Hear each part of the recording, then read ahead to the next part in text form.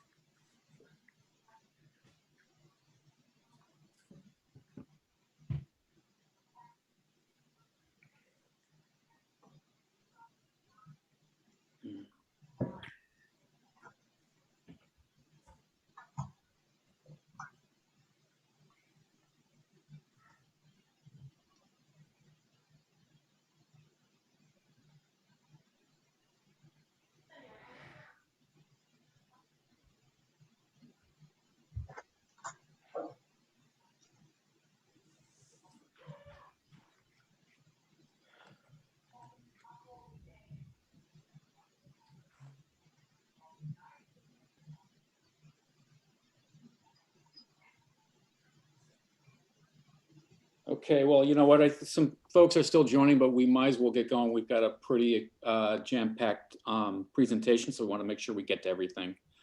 So again, good morning, everybody, and welcome to today's webinar, which is regarding content marketing. What is it? And more importantly, why should you care? And hosting is myself, and then presenting is going to be Pete Gosling, CEO of Gosling Media. And we're very happy and proud to have TD Bank as a sponsor of this webinar. So before we begin, I just want to say a couple words about SCORE Westchester, and then pass it over to Steve Maroney of TD Bank. Can we go to the next slide, please? There we go. Hey, so I think a lot of people have know about Westchester SCORE, but for those that don't, we are a nonprofit. Our goal is to foster a vibrant small business community here in the Westchester County area. We do that one of three ways. Confidential business mentoring, which is our core product. Hopefully many of you are mentees of SCORE Westchester. If you're not, please go to westchester.score.org and see if you can sign up for an appointment with one of our mentors. In addition to mentoring, we also have webinars and workshops like today. And then finally, our online resources are pretty extensive, and look at the website and you'll see. I think our secret sauce, by the way, is we have 50 volunteer mentors across a variety of industries as well as functions that we can draw upon to help you as you start your business. And we do cover anywhere from startups to established businesses. Our contact details are listed, and we are, of course, on Facebook, Instagram, and LinkedIn. And with that, I'm going to pass it over to Steve Maroney, who was an SVP of Commercial Lending at TD Bank. Well, thank you, Bill, and good morning, everybody, and welcome to another great SCORE workshop. On behalf of my colleague, Ali Federico, who's joined me today, as well as all the other colleagues at TD Bank, we'd like to say that we're thrilled to work with SCORE of Westchester again on this wonderful workshop. The relationship between TD Bank and SCORE has been dating back for many years now. We continue to support SCORE because we have a shared focus in trying to help small businesses here in Westchester. And I think at TD Bank, we've illustrated our focus on small business over the last year with the SBA PPP program. I'm sure many of you are aware of that program. Many of you hopefully applied and secured PPP funding. Here at TD Bank, we've funded more than 130,000 PPP loans, totaling over $12 billion in funding to support our local small businesses. Out of about 5,400 lenders that participate in this program, TD Bank was 7th in the most amount of loans. So we're really proud of that. For those of you who haven't yet applied, haven't secured a PPP loan, there is still a way to do that. You've probably read that PPP funds have ran out. There is a small piece left, a few $1 billion that are still being lent. Local community banks or banks like TD Bank are not allowed to provide these loans now. There only could be lent by micro lenders and certified development companies. But if you still need a PPP loan and are looking for a way to secure that, if you go on the SBA.gov website, you can find out where a local micro lender is nearby here in Westchester to help you. Last thing I would like to say is it is the month of May, and it is Small Business Month at TD Bank. And we're offering tons of great promotions for new small business customers to open up checking accounts, use TD Bank Merchant Services, apply for loans. There's lots of promotions, waived fees, all those types of things. So if anyone has any interest in that, please go to your local TD Bank branch. We have 15 throughout Westchester County, and we hope to see you there. And that is it for me. I'll get back to this great workshop. I'm sure everyone's going to enjoy it a lot, and I will send it back to Bill. Thank you. Good morning. Thank you, everybody, and enjoy. All right. Thanks, Steve. Hey, just one quick housekeeping note. Like a lot of webinars, everybody's going to be on mute as we go. Please type in your questions in the Q&A box, and we will be answering questions. We're actually going to do something a little different that we've done in the past, which is we're going to split up the questions just so we make sure we get to as many as we can. So kind of halfway through, Pete's going to stop the presentation, answer some questions, and then at the very end, we'll try and do additional questions. So with that, I'm going to hand it over to Pete Gosling. Pete? Thanks, Bill. Hi, everyone. My name is Pete Gosling, and I'll be talking to you today about the power of content marketing for your small business. Now, just quickly, I want to acknowledge the fact that I am English. You might be wondering why there's some British guy here talking in Westchester, New York, but I've been a proud Westchester County resident for 5 years. I put my time in the city before that, but I'm originally from the original Chester in England that we are now west of. I've also been a SCORE client for more than a year. I'm a huge fan of the SCORE organization. They really helped me when I started my business a couple of years ago. And the free advice has been wonderful, and hopefully, I'm excited to help some of you all now. And definitely want to echo, like, if you haven't already, set up a mentoring appointment, because, like I said, it really helped me out, and definitely worth it. So that's me. We're going to do a quick poll right now so I can learn a little bit more about everyone that's on the webinar. So we're just going to have a few seconds for people to complete the few questions here.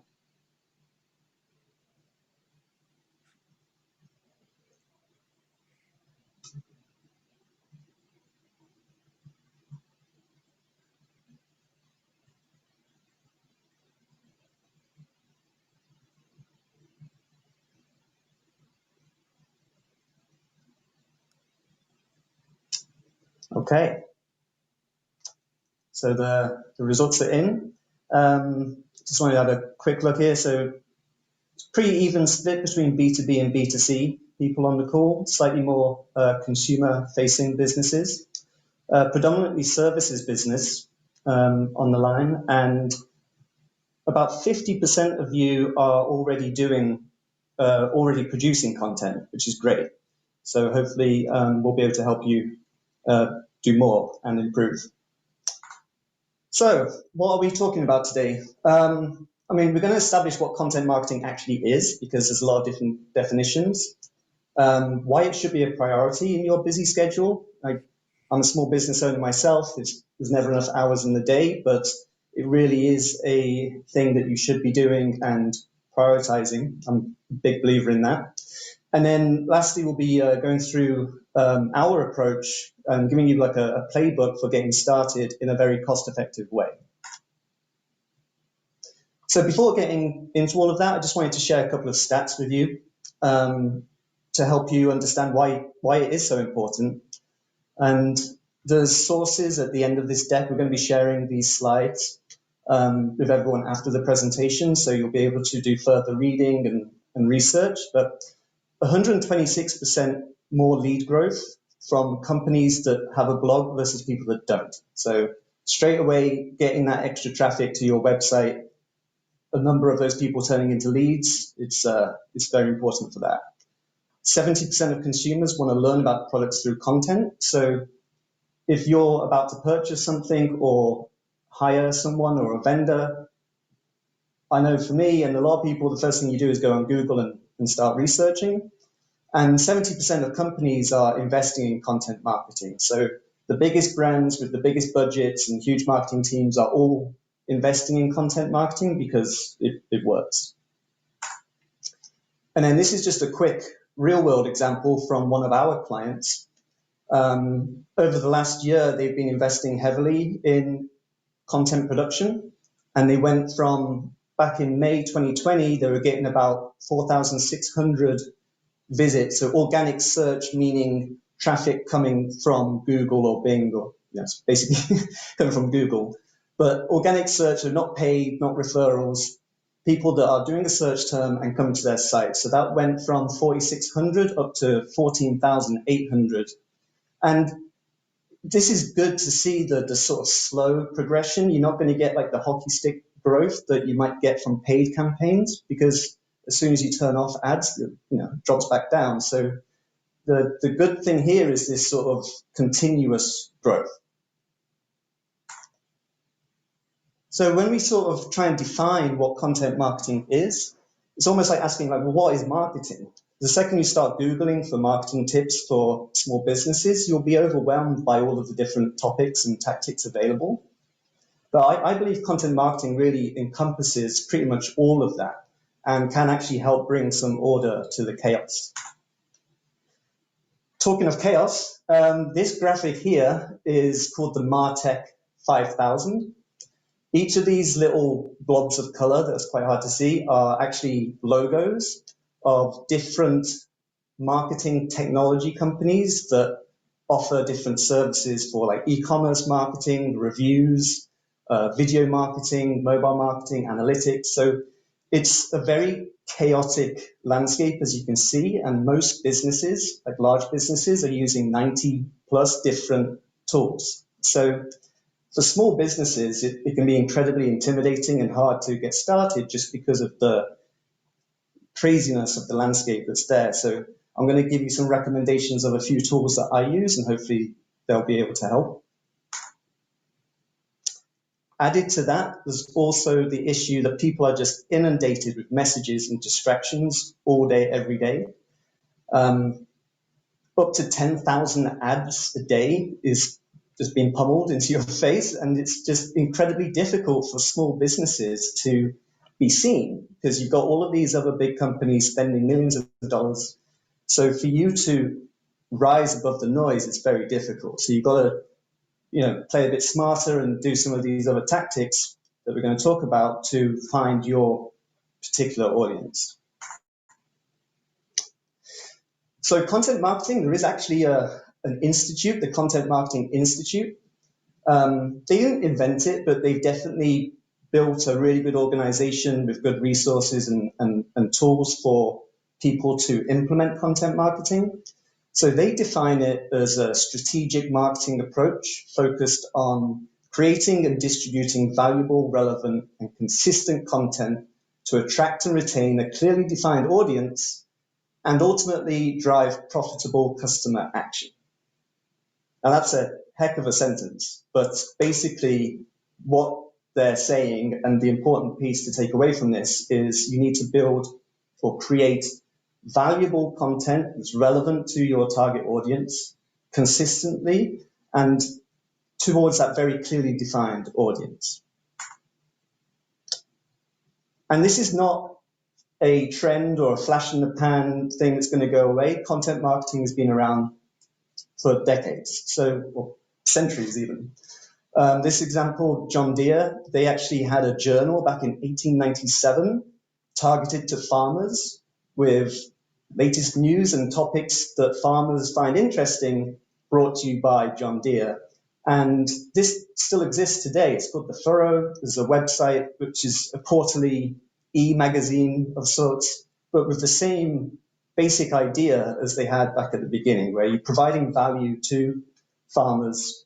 And it's a great example of providing, good content to a specific target audience. And it aligns John Deere's brand with the content, but it doesn't come across as like an advertisement. It's not like a sales pitch. It's providing actual value to the farmer in this case. A good present day example, there's thousands that we could have picked from, but Dove have invested a lot. You might have seen they have some TV ads and more for these promotions, but they've been investing a lot of money in promoting self-confidence and highlighting the negative effects of modern media's representation of beauty. But this is a company that sells soap. And rather than just selling the benefits of their soap, they're really elevating their brand to a much higher level of emotional connection with their audience. And it works because they've been doing it really authentically and consistently. They're providing huge value to their community and driving awareness of these issues. And they also produce really good, very relevant, in-depth content. Another modern example from a very different company. This is a company called 24slides.com. Their business is offering design services for PowerPoint presentations. They will redesign your deck, your presentation for you. But a big piece of their website is dedicated to giving away free templates, which sounds crazy at first because surely they're cannibalizing their business model. But they're doing this for several reasons. And if you look at their search traffic, this main page with all of the templates on got 17,000 plus visits. This is monthly numbers. So over 17,000 people came to this page from Google, organic traffic. So they're bringing in a ton of new potential leads and business. And there's a lot of reasons why you would give content away for free, even if it sounds kind of counterintuitive at first. So one of these benefits, probably the biggest, SEO, search engine optimization. I'm sure you've all kind of researched or spent time trying to figuring it out, trying to crack Google's algorithm. But having this content on your site, having people linking to your site, so the referral links from other websites is really important. It really helps Google as a search engine and users understand your value and what you do. So then, of course, is lead generation. So you get a chance to interact with people. Maybe they're not ready to actually purchase from you today, but by getting them to come to your site, you, to download a template, have to fill in your email address. So you can then send out emails to these people and nurture them with drip campaigns, which basically is just an automated email sequence that keeps you top of mind so that when they are ready to purchase from you, you're the company that they think of. And then that leads to, of course, to brand awareness. So visibility from people that probably wouldn't have heard about your business normally. You get to talk about your product and service and prove that you're an expert. So if you're downloading these templates, you're receiving their emails, they're showing that they know what they're doing and you can trust them to handle the project for you. So it's all about building trust. And retaining current customers. So that's often the thing that might be overlooked, where a lot of focus on these types of things is about bringing in new business, but upselling or just maintaining relationships with current customers, giving away this type of content for free is really powerful. So I'm going to pause for a second here and just see if there are any questions. Coming up, we'll be going through the process of making the content and the steps that we take. But if there's any questions about what I just covered, we can answer them now.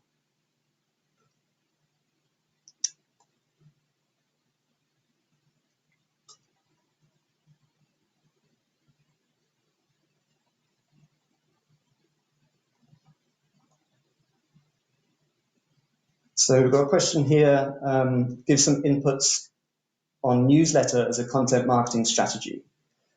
So yes, email newsletters are a fantastic way of staying top of mind with businesses. So you can think about the content marketing as a way of building your email list. So if you're putting together a ebook or some piece of downloadable content, like the templates we were talking about, you get the email address of the person and then you can add them to the newsletter list and distribute directly to them. Newsletters are great because there's a frequency, of course, to it. People are opting in, so they should perform much better than cold emails, emailing people that haven't explicitly subscribed. So definitely like emails and definitely like newsletters, sorry, as a way of promoting your content, your blog content, upcoming product releases. Just a continual conversation with your audience is great. Let's see, one of these other ones. Ideas why someone who's writing blog posts regularly isn't getting visits or growth on their website. The blogs are pushed out by email and social media. So we'll go through the process that we take. Hopefully we'll answer some of those questions. I think the biggest takeaway I can give is there's no like overnight success. It's really about building momentum and measuring what is working and trying to improve it. So we'll talk about that a little more in the session. Where or how does video content play into this? I do talk about video later, but I mean, video is an amazing way to produce content. So I'll definitely go into that more detail, but YouTube is actually the second biggest search engine. So definitely a big fan of video. Would it be fair to say different content production strategies would be used for different types of markets? Yes, different content production strategies for different types of markets. So I've got a slide later on that talks about some different content types and when best appropriate for it. So hopefully we can answer that there. But short answer, yes, you want to be producing content that is focused on your target audience in format and topic. Let's take a couple more and then we'll come back to these at the end.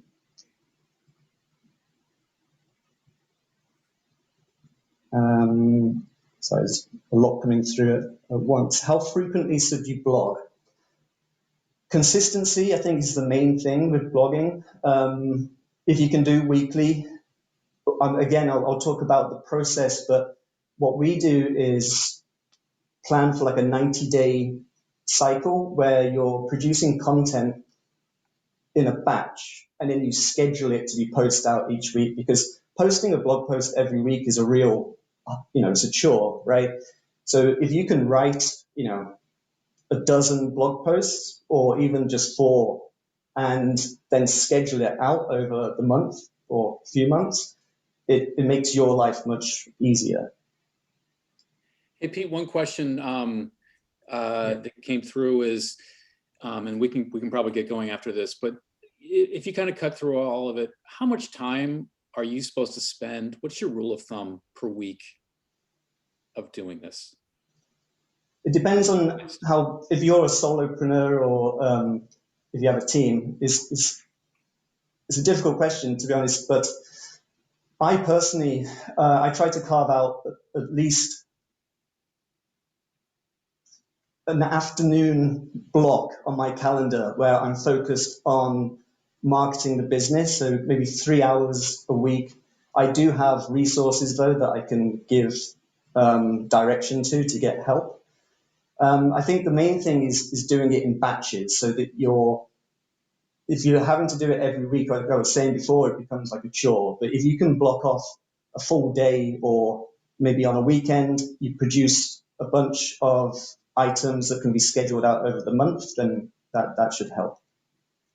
But I talk about doing it yourself versus outsourcing on another slide. So there's lots more, but we'll address these at the end. So I'm going to keep going, but this is great. Thank you. So this is our approach. There's a lot of ways to go about doing content marketing, but I'm going to walk you through these steps that we use with our clients and I use for our own marketing. First step is research. Critically important because everything comes from that. You've got to make sure that you're producing the right content, talking to the right people.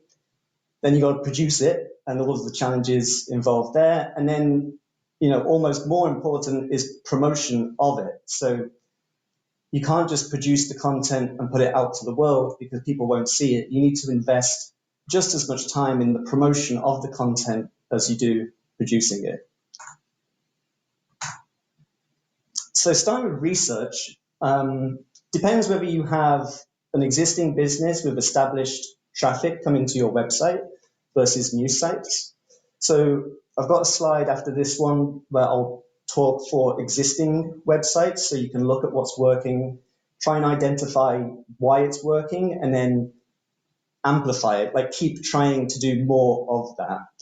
As I was saying, I tend to do 90-day cycles. So the existing and new sites, I try and go through this 3 steps every 90 days just to make sure that we're on track. But identify your target audience. You might think you only do that once, but you really should do that frequently throughout the year. Understand their needs and what questions they have before becoming a customer. So the idea here is everyone, before they make a purchase, they're going to have some doubt or questions before they actually give you their money. So you want to try and answer all the questions they might have and like remove any fear or doubt that they have with your content, so that when they do actually talk to a salesperson or they're on the e-commerce page, they're confident and they know what they're buying. And then researching the actual search data and keyword volume that Google gets, so that you can make sure your content is aligned to that and is best suited as best as possible as it can be to be found by Google. So if you have an established company, or like half of you are, you're already writing content and producing blogs at least, there's a lot of tools that do these things, a lot of really great technology platforms for essentially SEO and content research. This one I like a lot, called Ubersuggest. It has a free tier that gives you plenty of functionality for this step.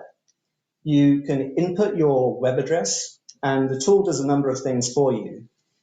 Number one, everyone should do this regardless, separate to content marketing, just it's a technical audit. So you put your web address in the tool, it scans your website, and it will tell you any issues that the website has, things that Google cares about when it's doing its ranking. So making sure that the website is as good as it can be. It will give you a checklist, basically. The next thing you can do with this is see the keywords that you're already ranking for and the pages that are being most displayed. So the graphic's a little small to see here, but I'll be sharing this. This is actually using that website 24slides.com. The top SEO pages, the top right graphic, so you can see how many page visits they're getting monthly from Google. So the top one is that template page I showed before. And then there's also the keywords that people are typing in to get to your site. So unsurprisingly, PowerPoint template free, and variations of are what's driving the traffic. So that's for established businesses and websites already with content. For everybody, basically, you need to identify who your customers are, but also document it. So HubSpot is a inbound marketing software. It's actually very good, but they have a bunch of free tools. Their resource center is excellent. So this is a free tool they have called Make My Persona, where it basically has a bunch of questions that you can fill in. So think about a customer, maybe your best customer, someone that you've worked with recently, and try and fill in as much specific information about that person, like actually have a person, real person in mind if you can, and fill in the persona. And that's the target audience. That's who you should be tailoring all of your content to. Typically, you'll have more than one type of customer. So do as many as you need. I mean, I wouldn't go crazy, but say 2 or 3 personas is very common. And then you can tailor your content to those personas. once you know who you're targeting or who your target audience is or that individual, there's a framework called Story Brand that I absolutely love. And I actually go through this process with all of my clients as an onboarding exercise. I use it myself when preparing for, if I'm talking to a new audience or launching a new product or something like that. It's a great process to really clarify your thoughts. But the idea here is what Donald Miller, the author, has done. He was a screenwriter, and humans over hundreds of years have become really attuned to a certain format for storytelling, and it works. There's a reason why almost all films are 90 minutes and follow a certain path, and that's because people respond well to them.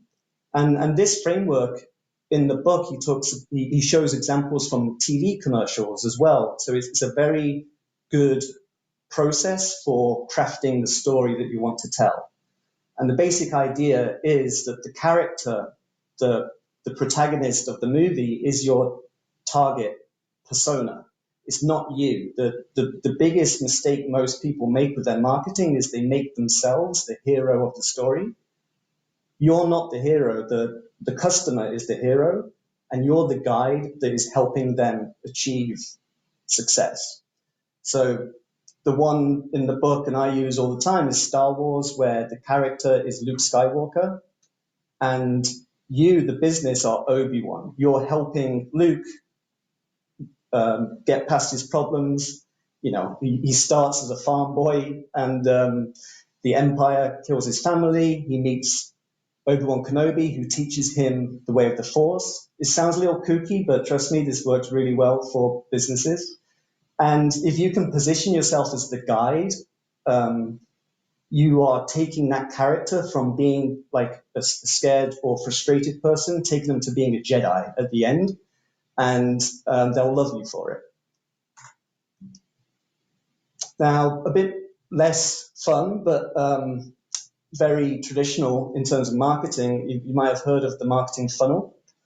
Don't worry if you haven't, but basically it represents the journey that someone goes through when they're first learning about your brand or business through to them becoming an actual customer, and then ideally an advocate, and they're promoting your business because they love it so much.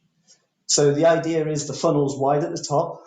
You are raising awareness of your business to a broad audience, and then you're bringing them down through the funnel with your content. So as they're getting closer to the bottom, your content can get more focused on the actual problems that the person's facing. So the awareness piece, often you're not talking about your product that much at all. You're talking more about the wider issues at play.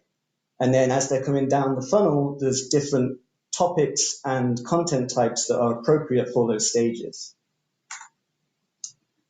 So I've got a worksheet here that helps put all this on paper. So you've identified the persona, and on the first column on the left is the three main stages of this funnel. So awareness, people don't necessarily know about your brand. Maybe they know they have a problem, but they just don't know where to turn.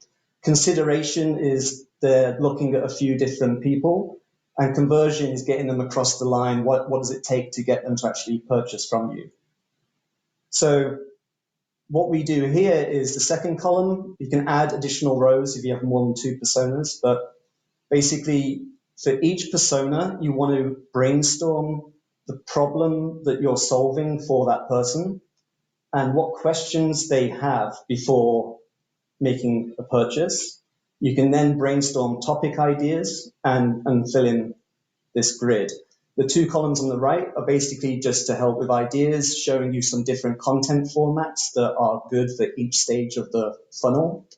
So awareness, like graphics, infographics are great, really easy to share on social and draw people in. And then at the bottom of the funnel, things like case studies or ROI calculators, if that's appropriate for your business, much more sales focused.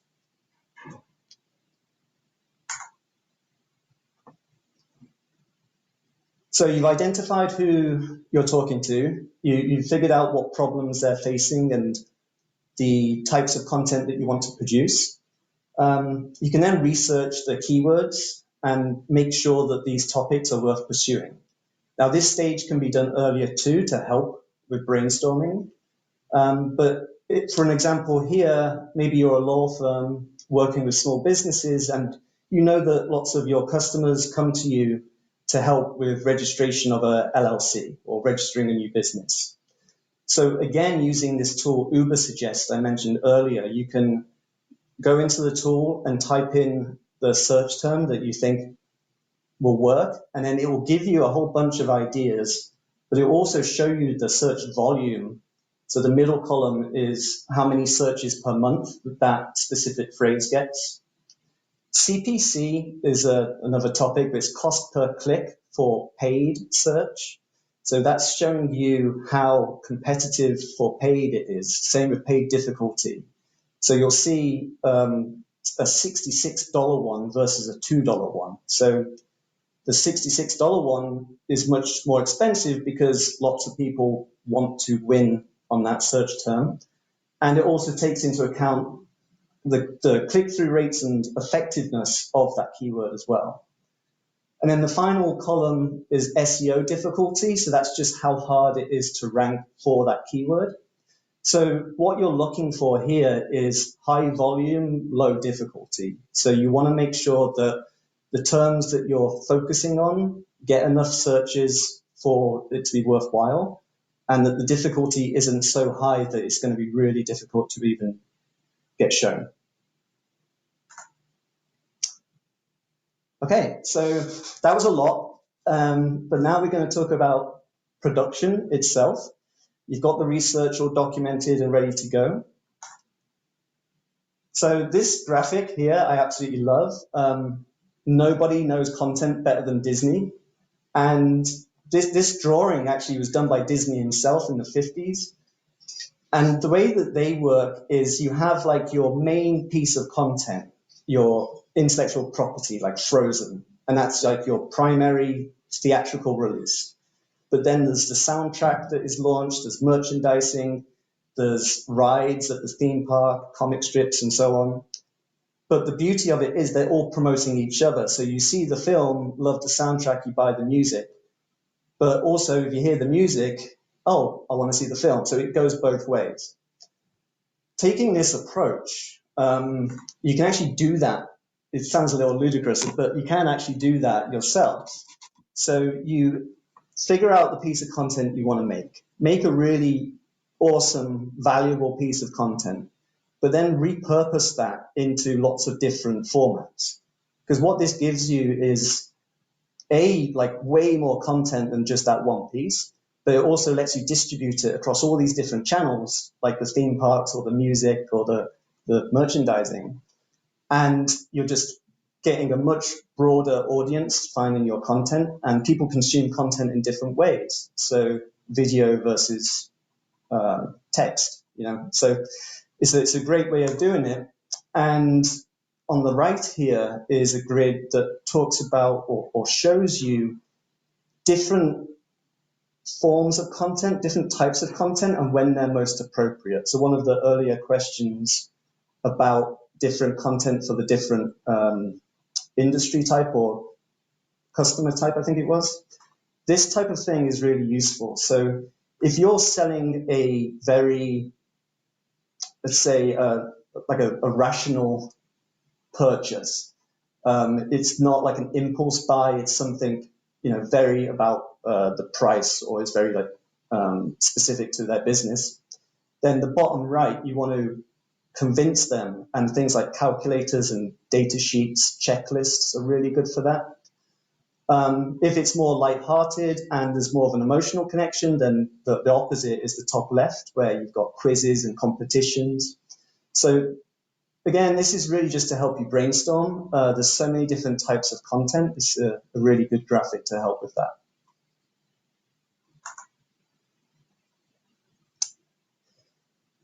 So writing is time-consuming and hard. A lot of people love it. It is a great thing to be good at. But I personally struggle with grammar, and Grammarly, I mean, it's much more than just a grammar checker, but Grammarly has a free tier, and it's just a fantastic tool to help because we're not all amazing copywriters. You know, it's a real skill that you have to learn. So they really help make your copy better. You can just copy and paste into it, and it will highlight areas. You know, it's got the spell check and the grammar check, but it also helps you restructure sentences, and you can set goals like, I want this to be friendly or business focused. I'm trying to convince someone, or you put in your goals and it will help you craft the content to fit that. On the right, outsourcing. So I've used this service myself, and essentially you give them the ideas that you want to write about. You can give them, you know, a half-written document or just some bullet points with what you want to cover, and then they produce the content for you. And it's a very common tactic. It's not like you're hiding something. It's you're still producing the content. You're commissioning someone to write it for you. So the Hoth, weird name, even more weird logo, but it's a good service, very cost effective for producing blog posts. For design, so for infographics or just adding imagery to your blog posts, or if you want to make an ebook or similar, Canva is incredibly popular for a reason. It's a fantastic tool. My whole career I've been using like Adobe Creative Suite, Photoshop and Illustrator and things like that, but honestly, there's times where I just use Canva because it's just so quick and easy to use. So again, they have a free tier, and you can produce pretty much anything on that platform. Again, if you don't want to do it yourself, Upwork and basically marketplaces for talent are great. So you can post a job for free. Say, I need help producing an infographic for my business. And then you'll have dozens of professional designers and content producers providing you with offers to do it for you. So the great thing about Upwork is also the curse, or the problem with Upwork is there's just so many people on it. So it's great for finding talent, but you do have to spend some time going through it, because the problem with these types of platforms is it's very easy to create an account and tell people you're a professional designer. So you do have to, you know, make sure you're going through their reviews and check their portfolio and stuff. But overall, it's a very good resource. So video, I mean, you have the tools you need to make a video in the palm of your hand, or you're staring at it right now. You know, I've made videos for clients using my phone. We did not TV commercial, a web commercial just using Zoom. So you can do a lot with the tools that you already have. I mean, the cameras these days on your smartphone are just unbelievably good. Most webcams are HD. So a few tips if you're going to do it. Sound is just critical. A lot of people will forgive maybe the image is fuzzy or something, but if the sound is bad, people will just turn off straight away. So if you can use a real microphone, definitely do. If you don't have one, the actual earbuds that come with pretty much all phones, the little microphone that's attached is actually pretty good.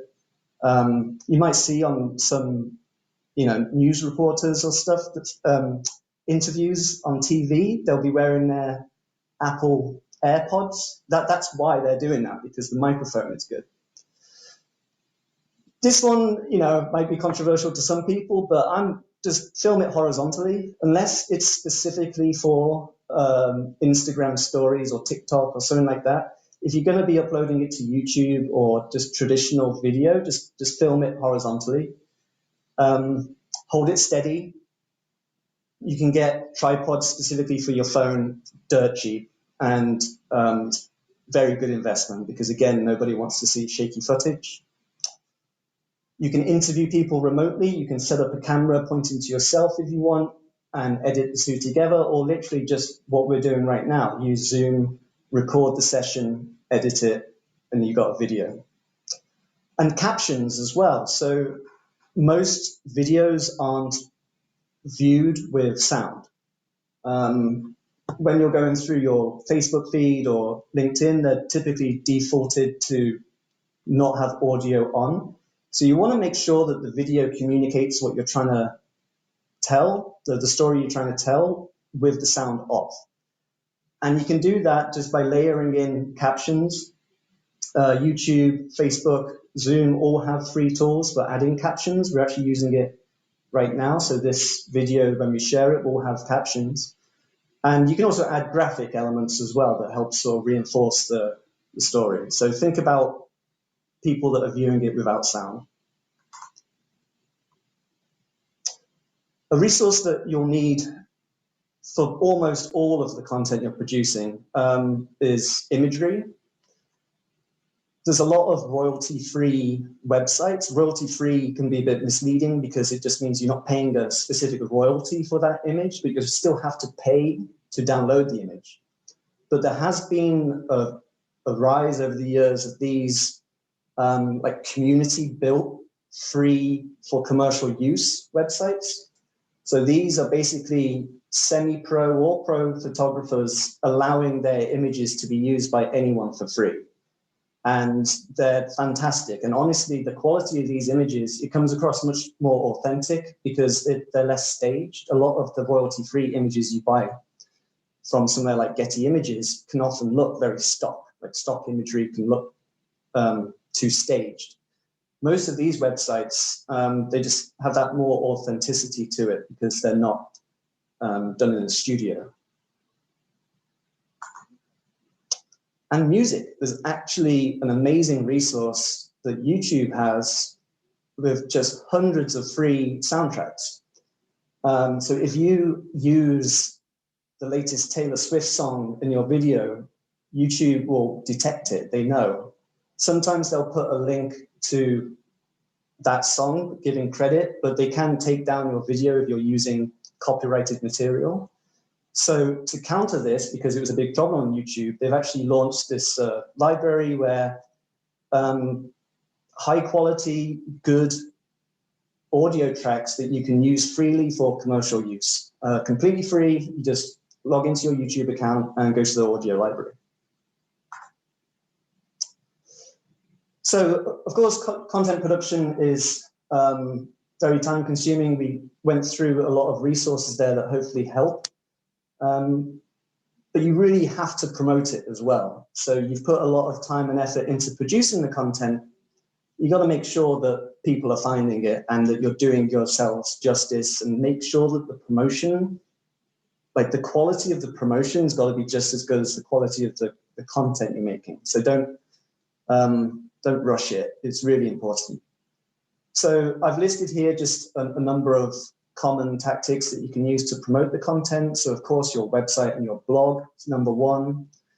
Posting to social media channels. There's lots of tools that automate that so that once your blog is posted, the social media, using RSS feeds, if you're familiar, will post the blog to the social channels, so you don't even have to think about it. Reposting the blog content on sites like Medium and LinkedIn has a long form content tool as well. And then you can link back to your website. So you're getting a whole new audience because Medium and LinkedIn, they want people on their sites. So they're promoting content. So hopefully Medium will pick up your content and promote it to other people. Even if they don't do that, you're getting a link back to your site, which is great for SEO. Email list, we talked about newsletters before. It's a no-brainer for me. You want to be building your email list. That's your own like first-party data, if you will. You own those relationships, and you can message directly to them. Guest posting on other blogs. That's a very popular tactic for SEO because Google cares about good, in-depth quality content. But if you have lots of good quality websites linking to your website. There's a thing called domain authority. So the thing that really helps your rankings is if you can get well-established, good websites linking to your page, that lifts you up on Google a lot. So guest posting is essentially just, it's almost like syndication. You're giving your content to other websites, and then they'll attribute it to you and link back to you. I would Google guest posting because there's so many ways you can do it. Essentially, you're just reaching out to these different websites and convincing them to do it. Video content for YouTube. So as I said, it's the second largest search engine. YouTube can actually be amazing for SEO as well because of the captions, the text is indexable. But regardless of that, people are going to YouTube or searching and finding videos a great deal. So it's just a fantastic place to be. Repurposing a blog post into a video, just you reading through the blog post, maybe with some visuals, simple PowerPoint presentation, just anything at all like that, just so that you can get the videos out there is really a good way of doing it. You can pay for eyeballs, right? You can do promotion with paid media. I'm not going to spend much on that because it's such a big topic, but rather than just running ads talking about your services and trying to convince people to buy, promote the content that gets them to your own personal nurture stream through the email. So you promote your ebook, they click on the ad, come to a landing page, say, or just come to your website. They put in their email address and information to get that content. You then can continue to market to them. So while you're not going to see that direct conversion of a sale from the paid ad, you're expanding your audience and your reach for future sales.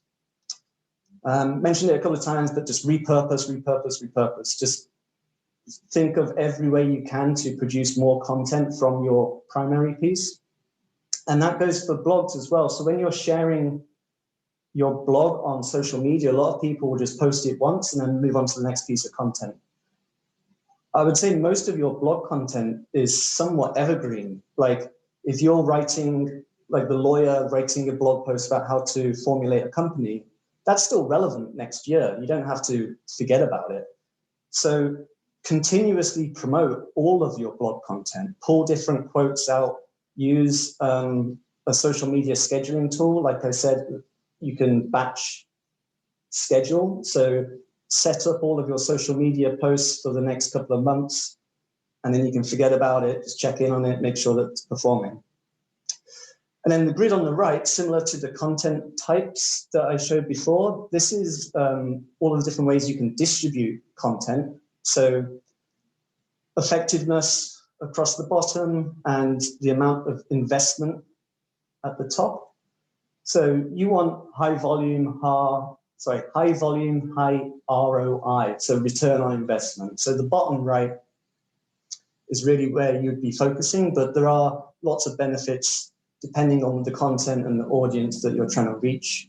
You really need to try and find out where your audience naturally lives and reach them there. So I covered quite a lot, quite at a high level. So I've included links to some of the sources that I pulled from and other resources, smartinsights.com. A lot of these graphics, the quadrant graphics are from there. It's a fantastic resource. The guy's, it's actually an English guy, Dr. David Chaffee, and he's just got an incredible amount of content about content marketing and all forms of marketing. Neil Patel is a very well-known SEO specialist, ex-Google guy. He's like the go-to resource for anything to do with SEO. And their content's really, really good as well. And StoryBrand, I mentioned before, I consider this a must-read. I love the book. It's a quick, easy read, and it influences so many of the decisions I make, just with how I think about things when I'm brainstorming. So just to finish this out, and then we'll answer some more questions. The secret to marketing is there really is no secret, unfortunately. Consistency. Don't get disheartened if things aren't an overnight success. Just keep at it. Try and understand the data and experiment with different things. The persistence, despite what you might read online or people are advertising, there isn't a silver bullet. You really need to, be persistent with the marketing and be patient. So it takes time, especially this type of marketing where you're building that foundation. You're not buying traffic, you're building your own organic traffic. So, it can take, like I showed in that chart before, it can take like a year, but you should see some effects in a few months. I think the last thing to say is just start. A lot of people I talk to, and I'm guilty of this too, they're worried about putting out content that isn't perfect. There's a guy called Gary Vaynerchuk. I can add this actually to the deck before we share it. He's like a prolific content marketing guy, and his thesis is start before you're ready. Just start doing it. Don't overthink it. Do the research, of course, but just start getting content out there. You might look back at it in a couple of years and be embarrassed, but you really just got to start producing and you'll learn as you go. So that's everything. I'm going to open it up again to some questions. If you have any more questions you want to speak to me directly on, I'd be happy to hear them. And thank you all so much for listening. And Pete, while you look at the questions real quick, just what are the questions that did come up? And we just want to reiterate, we will be providing the slides as well as a recording. After the presentation will be sent out shortly. So look for it in the next couple days. And the links to some of the things that Pete talked about will also be embedded in the slide presentation. Yep. Yeah. Okay. I'm trying to find where I left off before. So I answered the newsletter one. So what's about 1 or 2 minute promo YouTube videos? Yes. I mean, getting as many videos up there. I mean, look, so you want them to be quality, but you also don't want to be overly precious about it. My old boss used to say, don't let perfect be the enemy of good, where you're sitting for weeks on a piece of content that is good to go, but you want to sort of perfect it. Just get it out there, produce the content, put it on the networks, and move on to the next one and improve and learn as you're going. How important are influencers? So again, it depends on your business. Influencers for consumer goods, I would say very important. Could easily fill a whole webinar talking about this, but there are platforms out there that help you. I'm going to make a note actually to add this to the deck as well.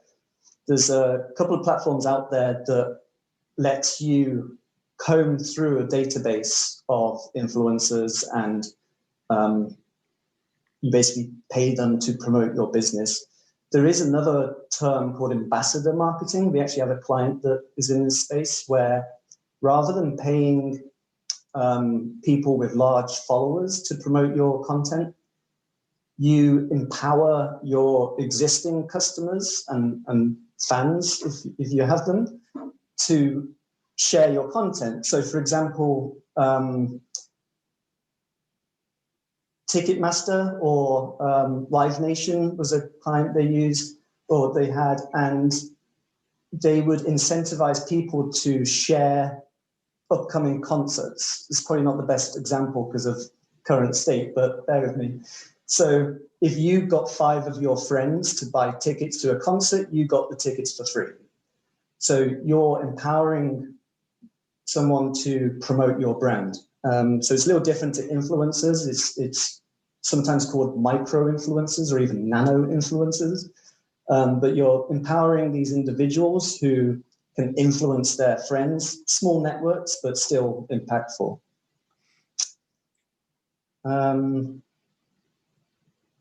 I find it hard to have the time to write original content on a consistent basis. Any shortcuts you can suggest?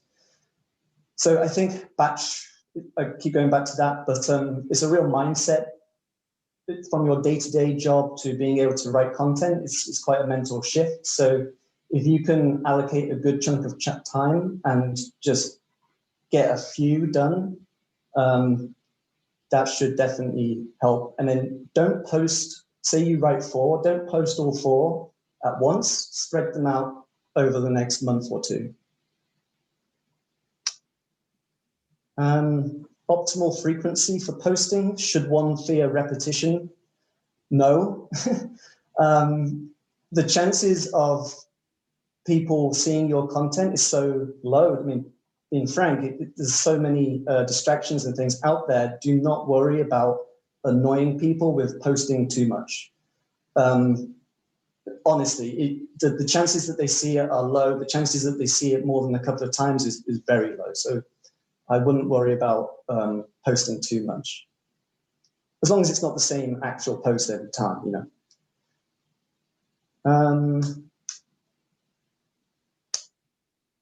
Get a copy, yes, you'll get a copy.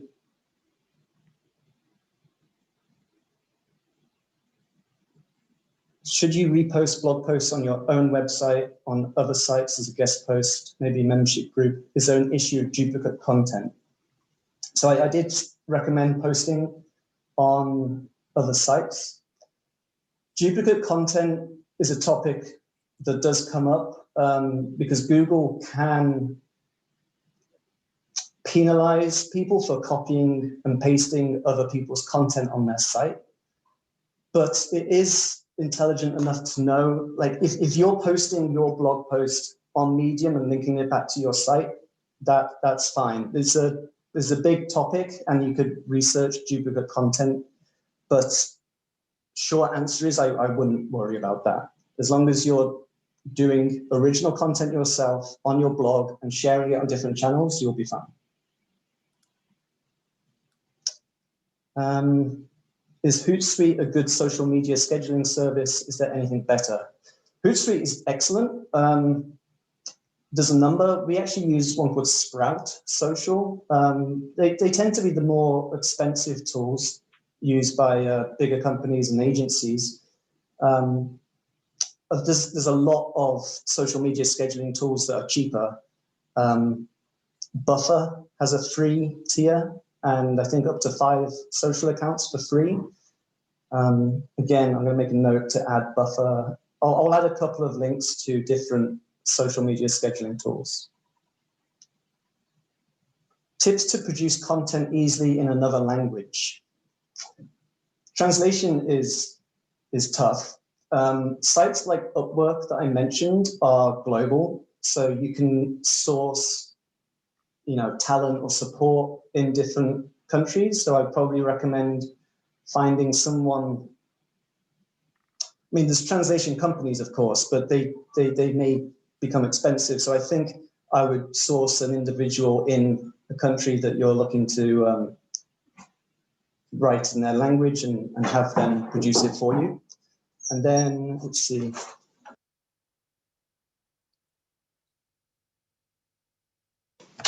Does converting a slide deck / PowerPoint presentation into a video with music suffice, or is having a person on screen more valuable? It definitely suffices. I think making different types of content is great. If you can get in front of the camera and deliver, what you're trying to deliver, that's great. But honestly, PowerPoint is such a respected tool. Like, it gets so much hate because people abuse it, right? So PowerPoint, it makes it really easy to make really bad presentations, right? Anyone can open PowerPoint and put stuff together. If you take some time and do a nice layout and export it as a video with music, as you were saying, it even has tools for capturing voiceovers. You can make really good quality videos just using PowerPoint. There's animations and transitions. It's actually a fantastic tool for making videos.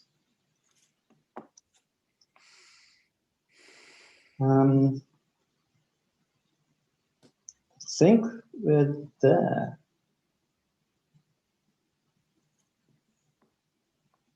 Unless there's any last minute ones, I think we're good.